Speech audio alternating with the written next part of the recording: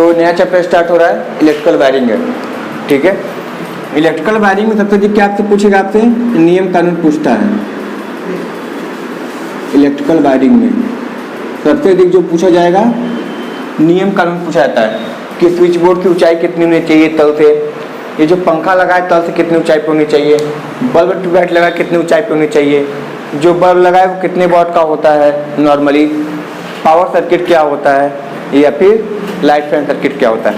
तो इन सारी चीज़ों का हम लोग आज देखने वाले हैं। ठीक है, देखिए इलेक्ट्रिकल वायरिंग क्या होता है कि किसी भवन, कार्यालय, उपयोगशाला आदि में विद्युत शक्ति के उपयोग की सुविधा उपलब्ध कराना ही विद्युत वायरिंग कहलाती है।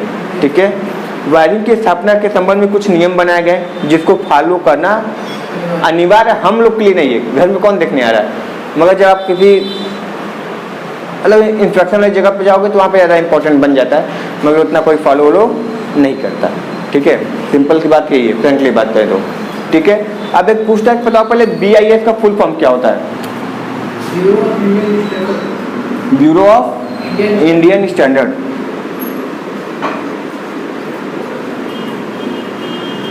ब्यूरो ऑफ इंडियन स्टैंडर्ड, या कभी कभी स्टैंडर्डाइजेशन भी बोलते हैं। ठीक, तो कुछ भी लिख सकता है, तो BIS का फुल फॉर्म होता है। देखिए ये जो विद्युत वायरिंग है, सबसे इंपॉर्टेंट ये चीज़ है कि विद्युत वायरिंग करेगा कौन।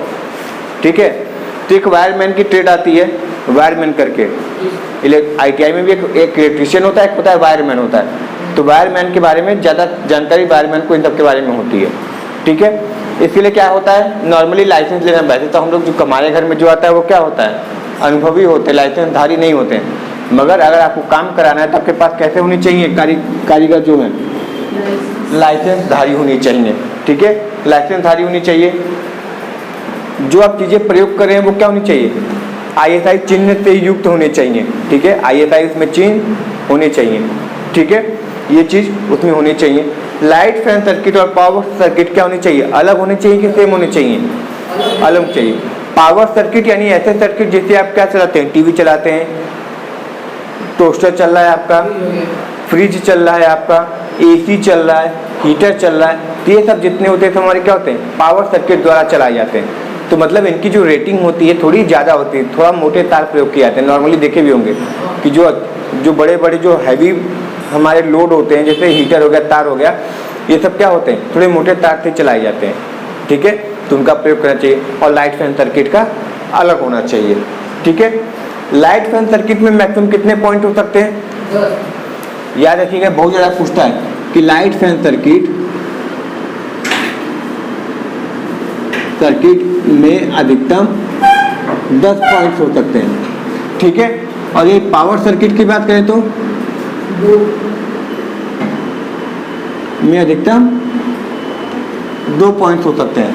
ठीक है, ये याद रखना, यही पूछा जाता सबसे ज़्यादा, 10 पॉइंट और 2 पॉइंट होने चाहिए। और वॉट की बात करें तो वॉट कितने होने चाहिए, इसमें 800 वाट। यानी मान लीजिए एक स्विच बोर्ड है आपके पास, उसमें अगर 10 पॉइंट है, 10 पॉइंट का मतलब सॉकेट को लेकर पॉइंट गिना जाता है। तो मान लीजिए कि कितने स्विच है उसमें, 8 स्विच है। ठीक है, एक सॉकेट है। ठीक है, यानी 8 पॉइंट है। मैक्सिमम 10 से अधिक रख ही नहीं सकते हैं, रख सकते हैं मगर रखना नहीं चाहिए, लोड ज़्यादा पड़ता है। तो उसमें 8 पॉइंट है, तो 8 पॉइंट है तो मतलब 10 से नीचे है तो ठीक है, कोई दिक्कत नहीं है। ठीक है, कितने वॉट तक अधिकतम उसमें हो सकता है, उस बोर्ड पे लोड 800 वाट, उससे ज़्यादा नहीं हो सकता। ठीक है, अभी नहीं कि उससे 1000 वाट का एक तो हाइलोजन जला दें। ठीक है, हो सकता है आपकी सॉकेट जल जाए। ठीक है, कभी कभी देखते होंगे तो अगर स्विच काम करना बंद जाता है, स्विच जल जाती है या सॉकेट जल जाता है, काला हो जाता है। तो सब इन्हीं कारण की वजह से होता है, जब लोड ज़्यादा बढ़ जाते हैं तब। और पावर में कितने पॉइंट होने चाहिए, 2। और पावर कितनी होनी चाहिए, 3000 वाट होनी चाहिए। ठीक है, ये मेमोरी बेस से पूछा जाता है। लाइट फैन सर्किट में 10 पॉइंट होने चाहिए और 800 वाट, और पावर सर्किट में 2 पॉइंट होने चाहिए और 3000 वाट। यानी कितने के मैक्सिमम हो सकते हैं, 1500 वाट के 2 लगा सकते हैं, उससे ज़्यादा नहीं लगा सकते। ठीक है, ये कहानी है। अब जब लोड की गणना करते हैं तो जैसे इस बल्ब से क्या क्या जुड़ा हुआ है, हमारे ट्यूबलाइट जुड़े हो सकते हैं, ये फैन हो सकता है, वहाँ पे 2 LED लगे होंगे तो वो हो सकता है, या फिर एक क्या हो सकता है CFL लैंप भी हो सकता है। ठीक है, तब से ये पूछेगा कि ये बताओ जब लोड की गणना करते हैं तो फैन को कितना वाट मान के चलते हैं, ट्यूबलाइट को कितना वाट मान के चलते हैं, या इनकैंडेसेंट लैंप जो सूर्य वाली बल्ब होती है उसको कितना वाट मान के चलते हैं। ठीक है, तो इसको बोलते हैं पॉइंट्स की वाटेज गणना। तो सबसे पहले जब हमारा आता है लैंप होती है नॉर्मली 60 वाट की। ठीक है, कितने की? 60 वाट की। यानी जब एक बल्ब लगाया था आप ये मान के चलेंगे कि वो 60 वाट की है, यानी हमारे बोर्ड पे कितना लोड पड़ने लगा? 60 वाट का लोड पड़ने लगा। दूसरा सॉकेट होता है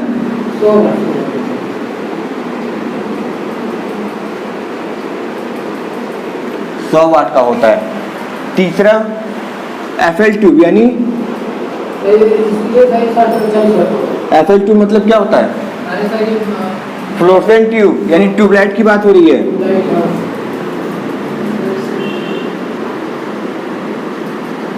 ट्यूबलाइट ये कितनी होती है? यानी जो नॉर्मल ट्यूबलाइट होती है।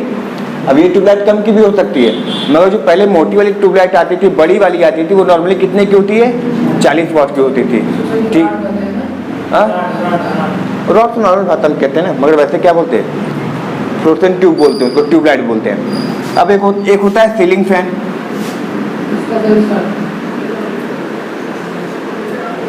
ये होता है हमारा 60 वाट का होता है। ये तब पूछेगा डायरेक्ट, ये बताओ कि जो सॉकेट लेते हो सामान्यतः कितने वाट का लेते हो? 60, 80, 100, 120। तो आपको टिक करना पड़ेगा कि 100 वाट की लेते हैं। ठीक है, अगला जो होता है उसको बोलते हैं mercury vapour lamp. Mercury vapour lamp 80 वाट की। मरकरी वेपर लैंप देखे होंगे जो स्टेजों पे पहले लगते थे, दुधिया कलर के हैलोजन की तरह प्रकाश देते थे, उसको मरकरी वेपर बुलाया जाता था। हाँ, जो सफेद वाला लगाते थे, हैलोजन वाला नहीं, पीला वाला, सफेद वाला पहले लगता था। अब तो LED लगने लगे ना, पहले वो क्या होता है, इतनी लंबी सी रॉड लगी होती थी बल्ब की तरह, उसमें वो मरकरी वेपर लैंप होते थे। हाँ, वो हीट होता था, मगर हैलोजन से कम हीट होता था। ठीक है, और एक होता है पावर सर्किट। पावर सर्किट ये होता है लगभग 1000 वाट का होता है। तो ये सब जो जितने भी वाटेज हैं इसको याद रखने की जरूरत है, सब पूछे जाते हैं। हाँ, हम बोले मैक्सिमम इतना प्रयोग कर सकते हैं, सामान्यतः इतने का होता है। अब आप एक ऐसा सॉकेट ले आइए, सॉरी एक ऐसा लैंप ले आइए 100 वाट का, 200 वाट का हो तो नहीं कर सकते कुछ ना। आप ऐसा सीलिंग फैन लेके आइए जो 80 वाट खा रहा हो, तो जो सामान्यतः बनती है वो कितनी की बनती है? 60 वाट की बनती है। अब अधिक वाला प्रयोग करें वो अलग कहानी है। ठीक है, मगर सामान्यतः इतने की होती है। सही है, इतने वाट की होती है। ठीक है, ये कहानी। इसको खींचना किसको हटा दें? सही है, लिखा हुआ है सारा, इसको हटा देंगे। अब पूछता है अगली कहानी, सारे नियम कानून। नियम कानून इन द सेंस कि जो कंट्रोल स्विच बोर्ड की फर्श से ऊंचाई कितनी होती है? 1.5। पहला तो स्विच बोर्ड की ऊंचाई, स्विच बोर्ड कितनी होती है? 1.5 मीटर ऊंची होती है। किससे? फर्श से। ठीक है, दूसरा जो बाथरूम की स्विच है वो कहाँ होनी चाहिए? बाहर होनी चाहिए कि अंदर होनी चाहिए? बाहर होनी चाहिए। हाँ, बाथरूम की स्विच बाहर होनी चाहिए। ठीक है, अंदर है तो उसको वाटर प्रूफ कर लेना चाहिए। सही है। अगली कहानी, सॉकेट में अर्थ पिन कैसा होना चाहिए? मोटा होना चाहिए। जो सॉकेट लाते हैं 3 पिन वाला, जो सबसे मोटी वाली जो पिन होती है ऊपर सबसे मोटा दिखता है, वही हमारी अर्थ पिन होती है। हाँ, देखिए जिसमें वो मोटा वाला लगता है वो अर्थ पिन होती है। तो वो कैसा होना चाहिए? मोटा होना चाहिए। बनी किसकी होती है? वो सॉकेट की जो लीड होती है वो किसकी बनी होती है? जो पीला पीला दिखता है, पीतल की बनी होती है। ठीक है, जो पिन होता है वो किसकी बनी होती है? पीतल की बनी होती है।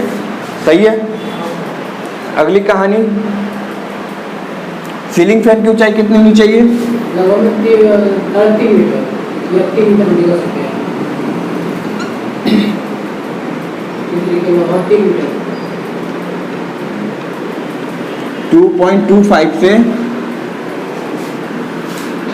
सॉरी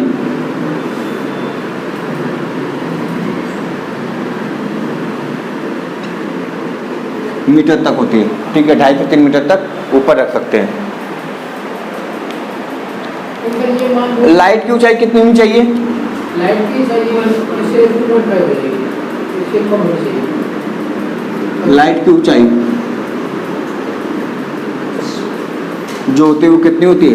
2.25 से 2.5 मीटर, यानी 2.25 मीटर से 2.5 मीटर ऊंचाई पे हमारी क्या होनी चाहिए?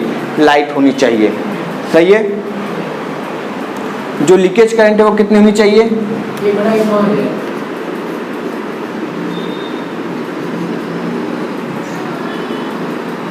एक बटा के एम्पियर। ठीक है, लीकेज करंट 1/5 एम्पियर। किस नियम के अंतर्गत? कौन सा नियम होता है लीकेज वाला? 49। हाँ, 49 के अंतर्गत। सही है, 49 के अंतर्गत ये कहानी होती है। चलिए, इतना कोई दिक्कत है? ये सब अधिकतर जो पॉइंट है आपसे पूछी जाती है, ये सब वाली पॉइंट, क्योंकि ये सब मैथमेटिकल चीज है तो भूल जाता आदमी। ये तो ठीक है, जो लाइट सीलिंग फैन और लाइट की ऊंचाई है, हाँ, तो ये कहेंगे 2.5, वो उसके ऊपर ऑप्शन के हिसाब से मारेंगे। ऑप्शन देखिए, मगर नॉट सामान्यतः यही होता है। ठीक है, सामान्यतः यही 2 होता है। अब कभी कभी यहाँ पे 2.5 लिख देगा, यहाँ पे 2.75 लिख देगा, तो आपको उस हिसाब से टिक करना पड़ेगा। मगर अधिकतर जो होती है इतने ही ऊंचाई पे, आप अभी मेजर करेंगे तो उतनी ऊंचाई दिखेगी आपको, 2 मीटर 2.5 मीटर। ठीक है, अगली आती है वायरिंग के प्रकार। वायरिंग करने के कई सारे तरीके हैं ना, है कि नहीं? तो वायरिंग के कई तरीके होते हैं। जैसे हम लोग क्या करते हैं, जॉइंट मेथड लगाते हैं, तार फैला दिए, कहीं से जॉइंटर लगा दिए। जैसे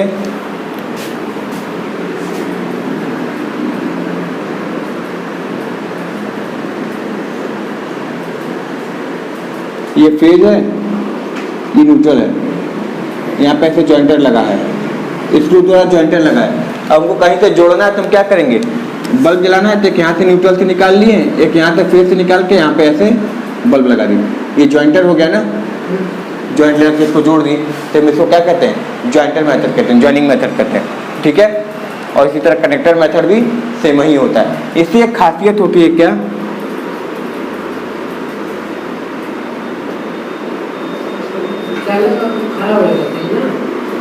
चालक की बचत होती है।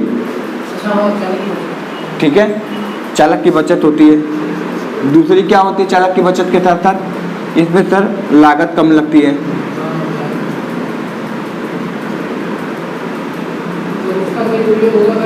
और क्या फायदा होता है? तीसरा सर, ये जटिल नहीं होता है।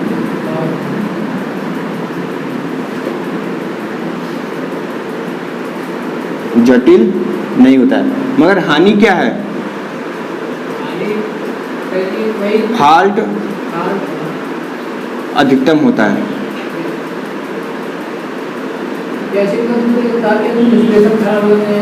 हाँ, मतलब क्या होता है ना, इससे फॉल्ट होने के चांसेस बहुत ज़्यादा बढ़ जाते हैं, तो इसका नुकसान होता है।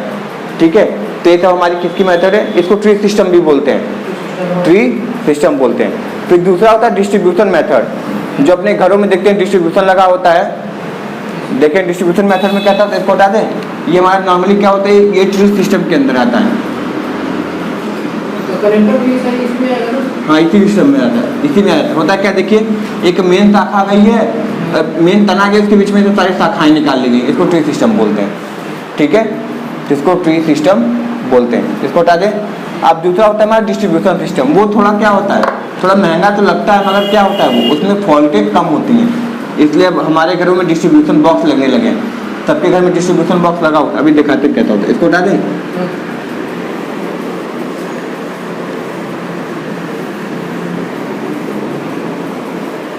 डिस्ट्रीब्यूशन बॉक्स सिस्टम देखे होंगे,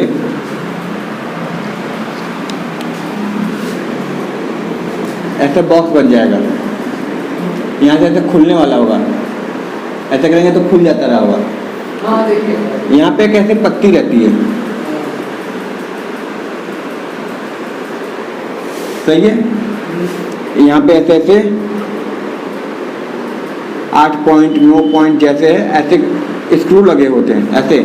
यहाँ से क्या जुड़ा रहता है, फेज जुड़ा होता है, यहाँ से न्यूट्रल। अब डिस्ट्रीब्यूशन का ये फायदा होता है ना, यहाँ से स्विच नहीं जुड़ता है। अगर आपको आपके घर में अगर 4 रूम है तो एक पहले रूम के लिए कहाँ से जाएगा सप्लाई, यहाँ से चला गया, किसके लिए, रूम 1 के लिए। अब दूसरा रूम चाहिए तो यहाँ से रूम 2 के लिए चाहिए, तीसरा रूम चाहिए तो यहाँ से निकालिए, रूम 3 का निकालिए। यानी अगर आपके रूम में फॉल्ट होता है तो यहाँ पे जो यहाँ पे एमसीबी लगी होती है, ये वाली एमसीबी आपकी गिर जाएगी। ठीक है, और अगर इस रूम में कोई फॉल्ट हुआ है तो ये वाली एमसीबी गिर जाएगी, और बाकी क्या रहते हैं, चलते रहते हैं, कोई दिक्कत नहीं होता है। तो ये फायदा होता है डिस्ट्रीब्यूशन का।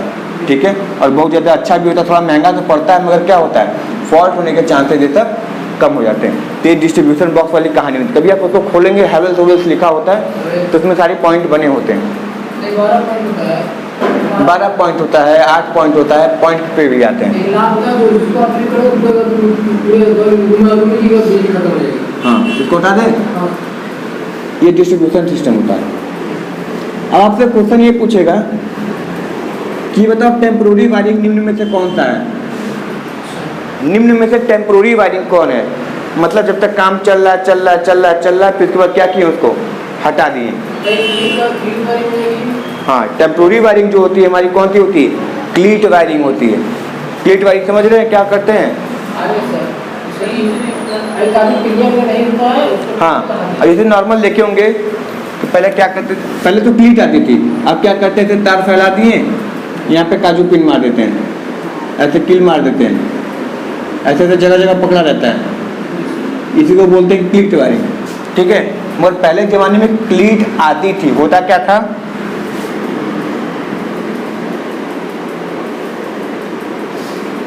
ऐसे क्लीट बनी रहती थी। ठीक है, ऐसे क्लीट बनी रहेगी, यहाँ से क्या होगा, एक स्क्रू लगा रहता था, और ये इसको क्या करते थे, इसको कस देते थे दीवार में, इसको कस दिए, एक यहाँ से वायर गई, एक यहाँ से वायर गई, फिर दोबारा एक और आगे ले गए, इसको आगे और बढ़ा के लेके गए, यहाँ पे भी क्या किए, दीवार गिर गई, यही तार आगे बढ़ गई। अब जब आपको जरूरत है तो हटाने की जरूरत है, तब क्या करेंगे, बस ये स्क्रू खोल के हटा दिए। तो इसको क्या बोलते हैं, टेम्पोररी, इसको क्लीट वायरिंग बोलते हैं। और ये क्या होता है, अस्थायी होता है या टेम्पोररी होता है, इसको बोलते हैं अस्थायी। ठीक है, ये क्या होती है, अस्थायी वायरिंग होती है। सही है, इसका केवल एक, ये अधिकतर कब प्रयोग किया जाता है,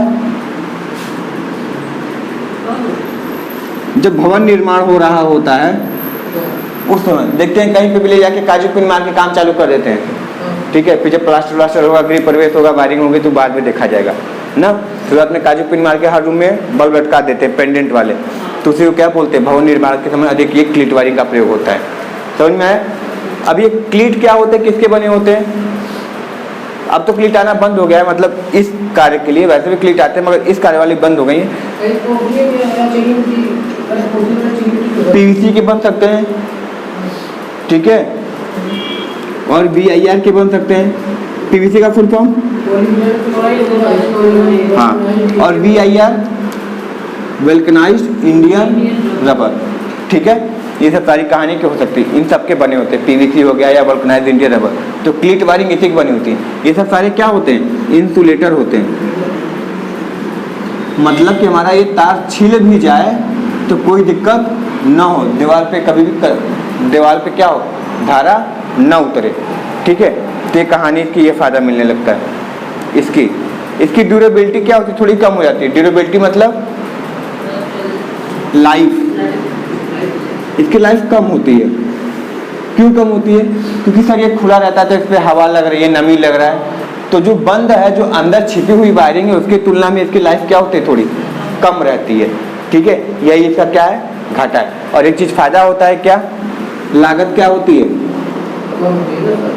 लागत इसकी कम होती है। इसका सबसे बड़ा फायदा यही है कि इसकी लागत क्या होती है, हमारी कम होती है।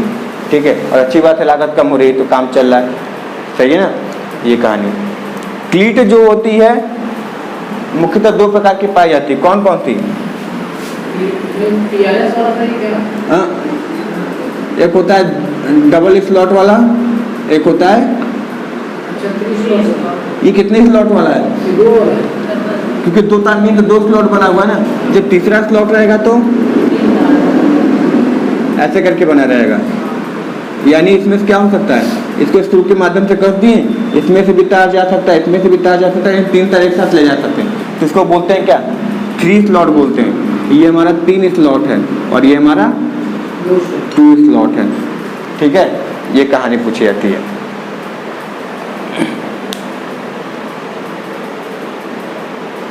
अब ये जो वायरिंग है हमारी, इसके लिए कुछ नियम यानी कुछ चीज़ें संतुष्ट होनी चाहिए।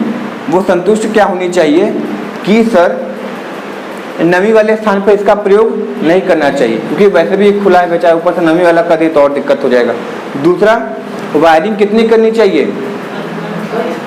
1.5 मीटर, 1.5 मीटर। ठीक है, से ऊपर ही होनी चाहिए, नीचे नहीं होनी चाहिए। हाँ, मतलब बच्चा वहाँ तक ना पहुँच पाए, उसके ऊपर कर लो कोई दिक्कत नहीं, नीचे नहीं होनी चाहिए। या फिर आपका सर और ना टकराए उससे, या हाथ किए तो हाथ आपका ना लगे ऊपर, तो ये कहानी होती है। ठीक है, 1.5 मीटर से ऊपर होनी चाहिए। और प्रत्येक क्लीट के बीच में कितनी दूरी होनी चाहिए, प्रत्येक इसके बीच में कम से कम 60 सेंटीमीटर की दूरी होनी चाहिए। क्लीट का मतलब समझ रहे हैं, मतलब एक यहाँ पे क्लीट लगा, यहाँ से तार गई, अब दूसरी कहाँ लगेगी, अधिकतम 60 मीटर की दूरी हो, यहाँ पे लगेगी। ठीक है, ये कहानी है। तो इसके बीच में 60 सेंटीमीटर की दूरी कम से कम होनी चाहिए, 60 सेंटीमीटर की दूरी, उससे अधिक न हो।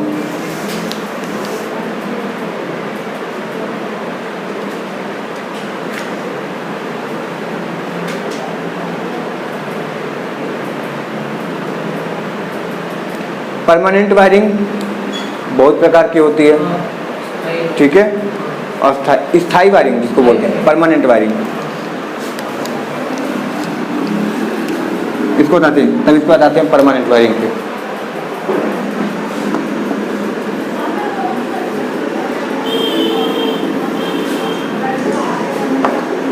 क्या वो झगड़ा हो गया क्या?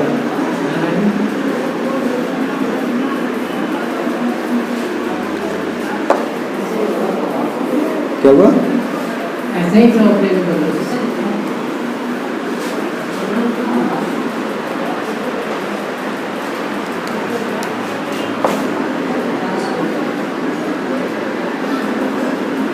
परमानेंट वायरिंग की बात करते हैं। ठीक है, जिसको अस्थायी वायरिंग बोलते हैं। यानी एक बार ये हो गया तो जब तक ये मर कट नहीं जाएगा तब तक हटेगा नहीं। यानी शुरुआत में थोड़ा महंगा तो पड़ता है, मगर एक बार हो जाता है तो लाइफ चल जाती है, इसकी काम हो जाता है।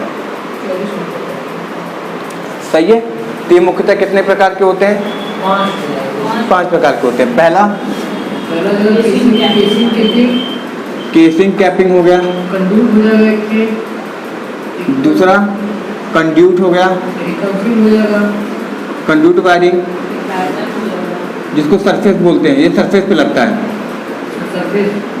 मतलब बहुत ही पाइप ऐसे होती है जो सरफेस पे बिछी होती है, पाइपिया देखेंगे सरफेस पे बिछा के उसके अंदर से आती है, तो वो भी परमानेंट होती है। हमारा तो 1992 में घर बना हुआ है, अभी तक वही चल रहा है, वही पाइप। ठीक है, यानी 23-8 कितने हो गए, 31 साल हो गए घर बने, अभी वही पाइप चल रहा हुआ है, तो इतना परमानेंट है वो। तीसरा बैटन वायरिंग, बैटन वायरिंग मतलब क्या करते थे, इस पे लकड़ी शीशम की हो गई या फिर सागवान की लकड़ी बिछा के इस पे पट्टी की तरह इसके ऊपर क्या कर देते, वायर बिछा देते थे, ठीक है, वो भी परमानेंट होती थी, ठीक है, बैटन वायरिंग हो गया। चौथा हाँ कंडुइट कंसील्ड, मतलब इसमें क्या होता था, ये सरफेस क्या, कंसील मतलब होता है छिपना,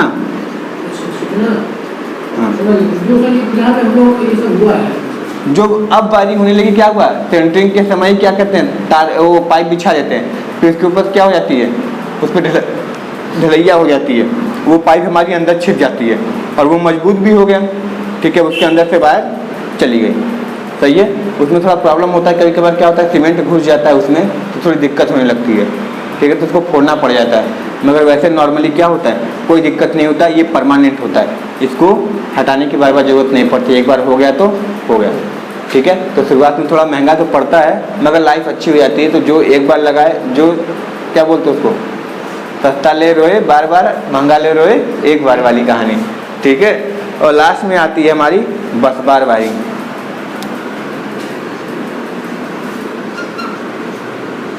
बस बार वायरिंग, ठीक है। ये इतने टाइप है मगर इस टाइप को देखेंगे हम कल। आज के लिए बस इतना ही, तब तक के लिए thank you very much and all the very best.